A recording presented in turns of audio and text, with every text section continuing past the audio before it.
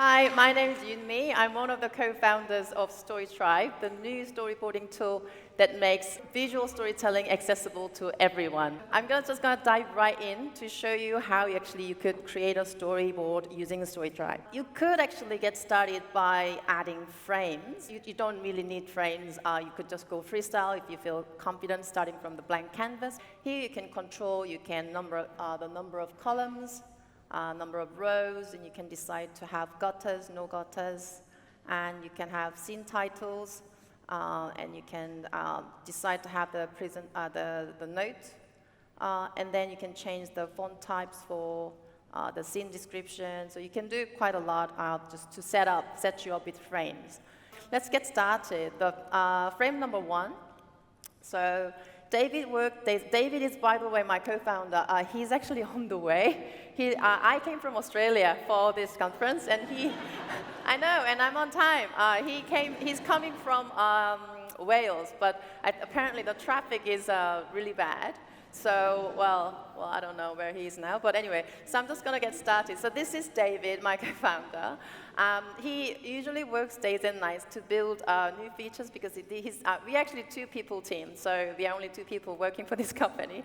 I'm the UX researcher, and I'm the illustrator and everything. He's the full-stack developer, and we just make everything between 2 of us. So he works in days and nights to build this new feature on StoryTribe, and he looks very grumpy because he feels burnt out. In his mind, I'm just going to quickly add what he's thinking. In his mind, actually, he feels like emotionally, he feels like crying. I could type something, but maybe I'll just add him some emotion. So using the props, I'll just add him a crying face.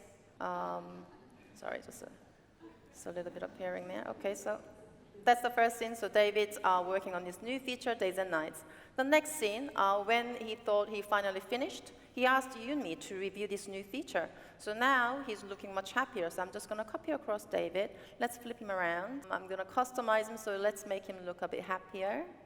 And his hand gesture should be a little bit more open. And he's now standing and just happy to show Yunmie about his tool.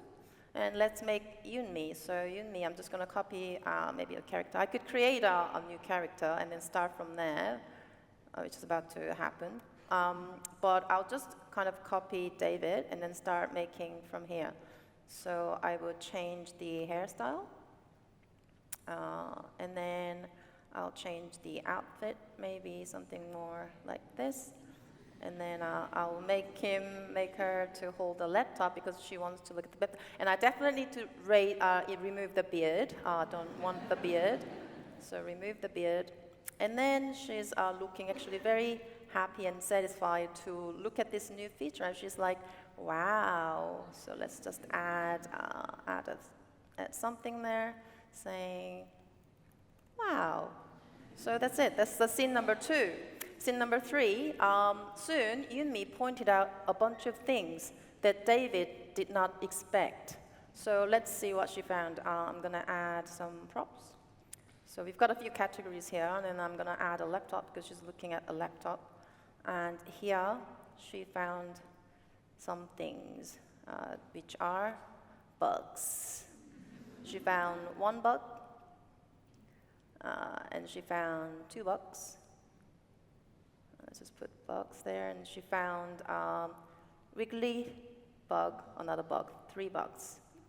And then she's pointing out, oh, here's a bug. So let's add some pointing hand. So I'm going to go to the hand category in the props, and then here we go.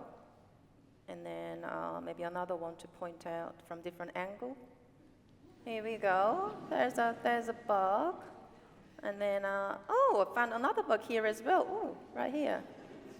So, and I'm going to actually add maybe some speech bubbles so that you can see what I'm saying. So Yunmie is usually very open and honest, and she doesn't sugarcoat her feedback at all. So she will just say, that's a bug. And then, ooh, that's a bug there as well. And, ooh, another bug.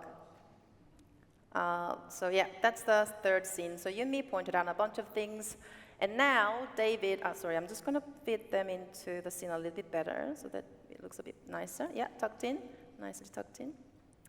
So now David obviously is not feeling very happy anymore. He feels like crying because he realized that there's a lot more work to do, and he already feels burnt out. So I'm going to make him look a little bit sad, crying face, like a baby, and then he's got maybe like, I'm going to make him sit there, and then maybe his position's a little bit more kind of sad and it's like poor me sort of situation. Where is that? Maybe that one. That one will do. And then he feels like, I mean, he's very unhappy and sad. He feels like he's going to have a nightmare that night. So he's got, and also in his nightmare, they have this box crawling on him, all over him. So I'm just going to create all over the bugs, all over there. Bugs, bugs, bugs, bugs. Done. So that is actually a very sad ending of our short storyboard. I hope you really enjoyed it. The name of the storyboard is David's Life, and it's a true story. Happens on a regular basis. So, I mean, this was just a fun example, but you can imagine how you could actually use this tool to make it very useful on our UX field, the field of UX, right?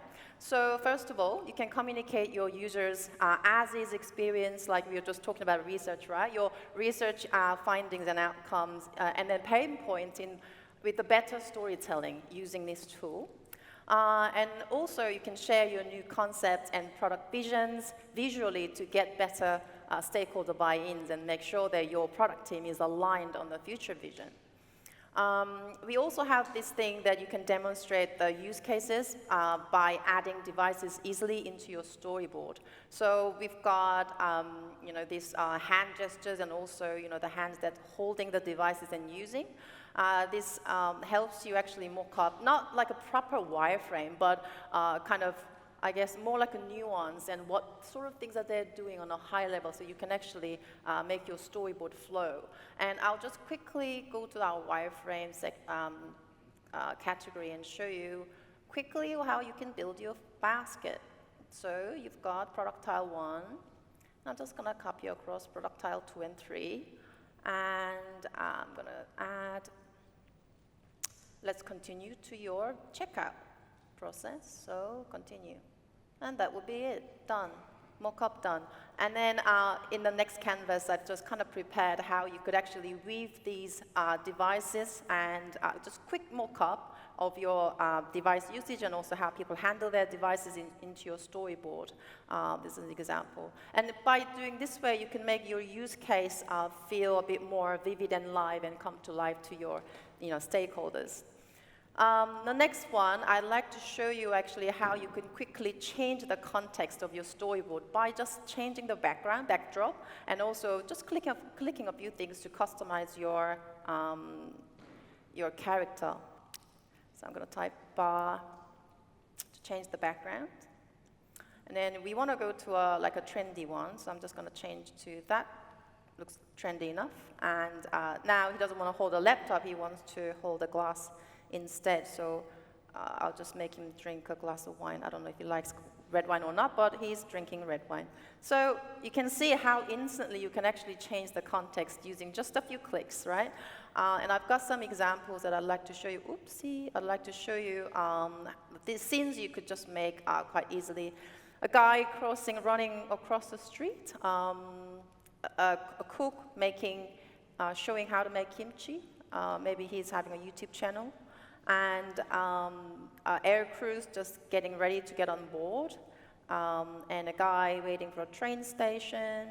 And then people shopping in a supermarket. And you can see the possibility with StoryTribe is endless.